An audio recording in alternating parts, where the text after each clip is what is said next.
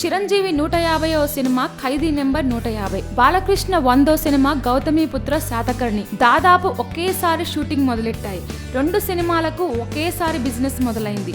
ఇప్పుడు 2 సినిమాలు ఒకేసారి సంక్రాంతికి రాబోతున్నాయి. దాంతో ఆటోమేటిక్ గానే 2 సినిమాల మధ్య పోటీ పెరిగింది. అభిమానులు పోలికలు వెతికేస్తున్నారు. ఏ సినిమాకి ఎంత మార్కెటింగ్ జరిగింది, ఎవరిని ఎవరు బీట్ చేయబోతున్నారు, ఈ 2 సినిమాల్లో ఏది ఎక్కువ వసూలు చేస్తుంది అనే లెక్కలు మొదలైపోయాయి. దాంతో తెలియకుండానే బాలయ్య వర్సెస్ చిరంజీవి అంటూ ఈ 2 సినిమాలు ఢీ కొట్టుకోవడానికి సిద్ధమైపోయాయి.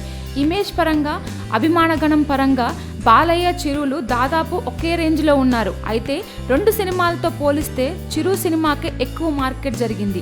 బాలయ్యకు 60 కోట్ల రూపాయల వరకు ప్రీ రిలీజ్ బిజినెస్ జరిగితే చిరంజీవి విషయానికి వచ్చేసరికి అది ఏకంగా 85 కోట్ల వరకు ఉంది. శాటిలైట్ విషయంలోనూ చిరు బాలయ్యను దాటేశాడు. గౌతమిపుత్ర శాతకర్ణిని మా టీవీ 9 కోట్లకు కొనుగోలు చేసింది.